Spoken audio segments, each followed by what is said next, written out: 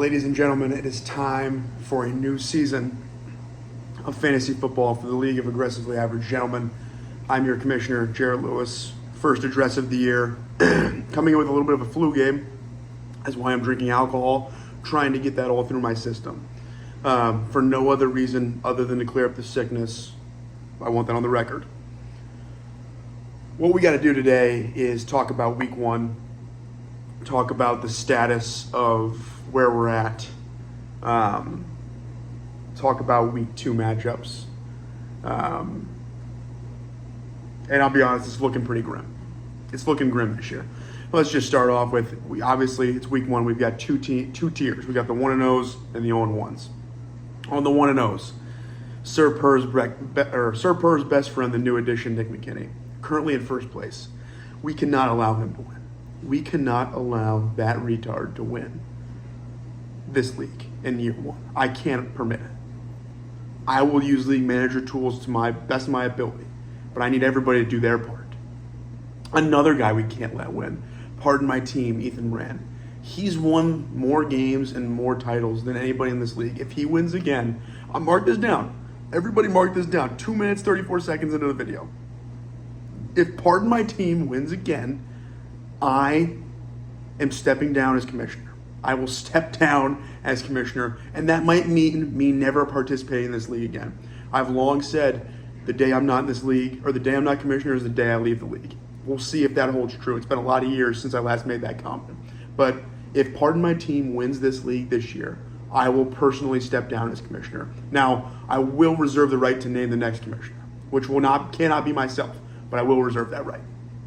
Number 3, Pam was holding Jim back. Guy's got a kid. I mean, we've got to give him something here. Hope the kid's doing well, Trey.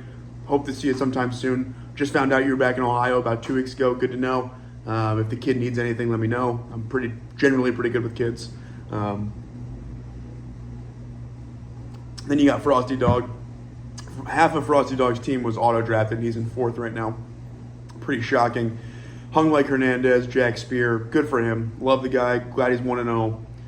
Nearly lost the league last year in his first year.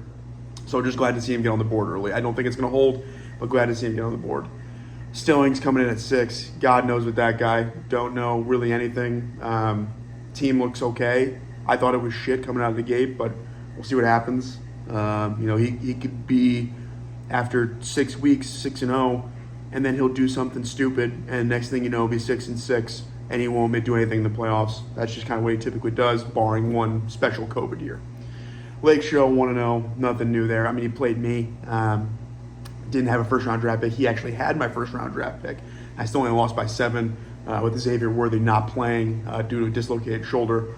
So if I'm looking at things from a positive lens, that's my positive lens. There's not a lot of positivity here right now. McKinnis, 0-1, shocker. Riley Reid option, 0-1, shocker. Allen, Tyreek Hill punching bag, 0-1, shocker. 4 drink spread. My pick to lose the league this year, shocker. Huey Lewis in the news, 0-1, big shocker. Big Baller Brand, the prior loser, 0-1, shocker. We got to be looking out for Elker to run 2 miles of dip miles next year, because this guy is on the verge of potentially losing this league. Keeks, I never thought I'd see Keeks in last place. But he's in 14th right now. Obviously, that's all off point differential. So, what I do love about the 14-man league is that it has forced us to play shit players, and have really low scoring matchups, which I personally like. So let's just run through this here. Pardon my team versus Huey Lewis in the news week 2. I'm projected to lose by 10. I could see that being at least 40. I would say if I had to put Vegas odds or just percentages on my top 3 teams to lose the league this year, 4 drink spread would be 75%. I would be 20, and then I'd put Elker at 4 and Keeks at 1. That's what I would honestly do. My team's bad. I mean, I'm concerned. Xavier Worthy's coming back, but I mean, my best receiver is Jerry Jeudy. So I got to go up against Ethan. I'd imagine that's going to be a loss. Like I said, I'm going to do what I can to stop this guy, but I would imagine that's going to be a loss. My team is fucking horrific. And I've given myself about a 20% chance of losing this league. And quite frankly, 20%, I could see that being more in the realm of 23. I do have a little bit of hope, but not a lot. Big Baller Brand versus Keegan at Real. Currently a battle of the basement, projected 95 to 91. For the love of the game, I hope that Keeks loses the league this year. Watching him dip and run a mile would be hilarious. I've never seen Keeks run except for in basketball years ago, and he and I had a pact all those years ago to not go try hard against each other in middle school basketball because we didn't want to embarrass one another. But I would pay to see him run. I mean, it's not like I'm making a joke about him or anything like that. His stamina. I'm just saying I've never seen the guy run. So I would like to see it. Elkert running 2 dip miles in one day at next year's draft would be hilarious. I think it would kill him. Don't like to throw around death. And by the way, quick pause to shout out. Never forget 9/11. Thank you to the first responders. Thanks to the troops. Everybody. Actually, you know what? Hang on one second.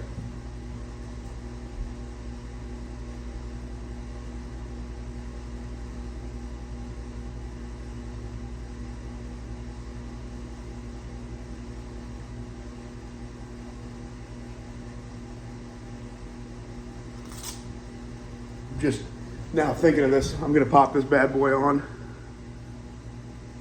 Fighting the war on terror, baby. Never forget. To the troops. All right. So that's my synopsis. On Elkert versus Keeks. Trey versus P. Currently a 93 to 94 tight matchup. P's got 2 guys playing tonight. Neither of them have a point yet. My pick to lose the league is Connor. 75%, like I said, 4-drink spread. A really horrendous team. Got really lucky last year that Justin Jefferson was a complete incompetent piece of shit. And I want to firebomb the state of Minnesota. And specifically Minneapolis. I won't say why. I think we could all guess. At least let's get some ice agents there, something along those lines. But we'll go back to the game. I think 4-drink spread's going to lose the league. I could picture them going winless this year. So that's going to be my pick. Trey wins this one. Luke's Belly Rolls versus Nope Kobe. Stillings versus McInnes. 91 to 91. I mean, I hear from McInnes about once every 2 weeks, and it's usually retarded. He sent one really good text the other week. This is like the last thing I remember him. I caddied for the guy. He was not appreciative of my caddying by any means. It's not like I'm a bad golfer, right? So what do you expect me to do? I'm cleaning off balls, I'm replacing balls, and he starts yelling at me. And for that alone, I'm going to pick Stillings. Would love to see Stillings get some momentum here early in the season and then collapse would be pretty hilarious. Would love to see him attempt another dip mile. Him and Will for not completely finishing their dip miles, although great attempts by both of them, I will say. Sir Purr's best friend versus Frosty Dog.